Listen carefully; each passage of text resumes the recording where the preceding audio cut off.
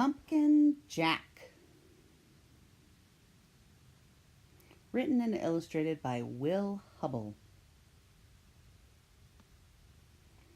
When Tim carved his first pumpkin, it was fierce and funny and just perfect.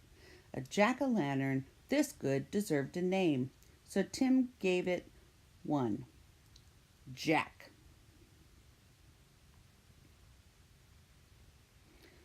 Long after the best trick-or-treat candy was eaten, Tim still kept Jack.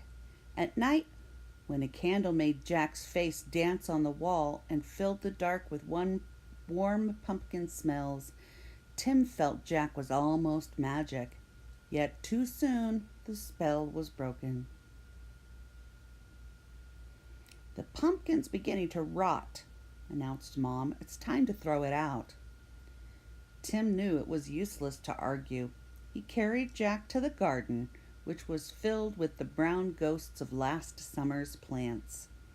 A dead garden is better than the trash can, thought Tim. Still, it made him sad to leave Jack outside and alone. Whenever chores or play brought Tim to the garden, he looked at Jack. Every time, Jack was different. His face became wrinkled. His fierce smile began to look silly.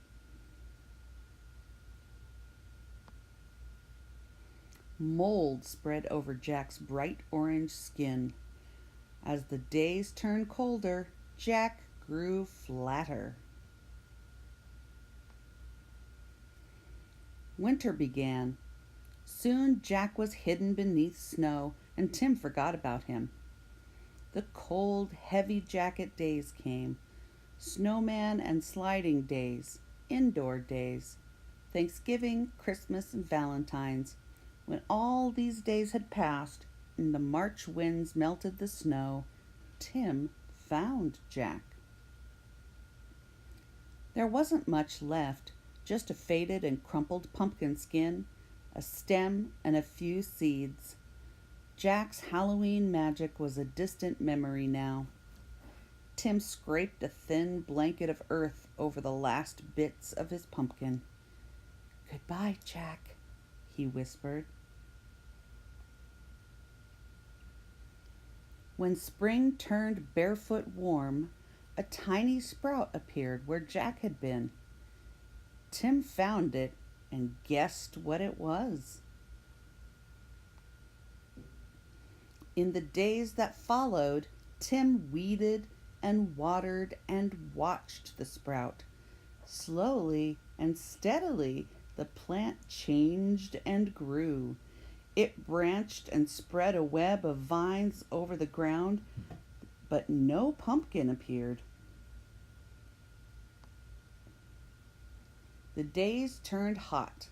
Flowers opened on the plant each morning, yellow stars that twisted shut forever in the afternoon.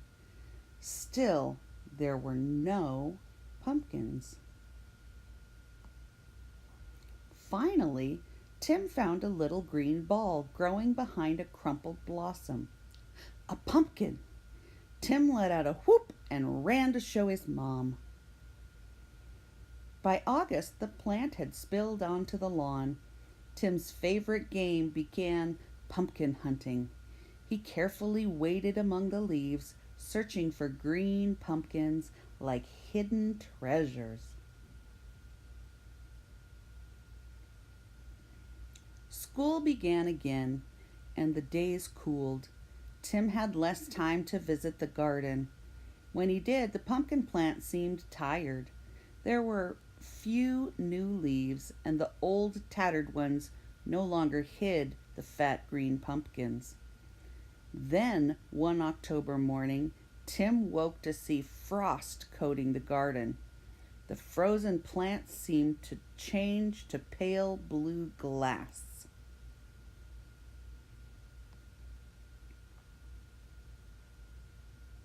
After school, Tim discovered what the frost had done.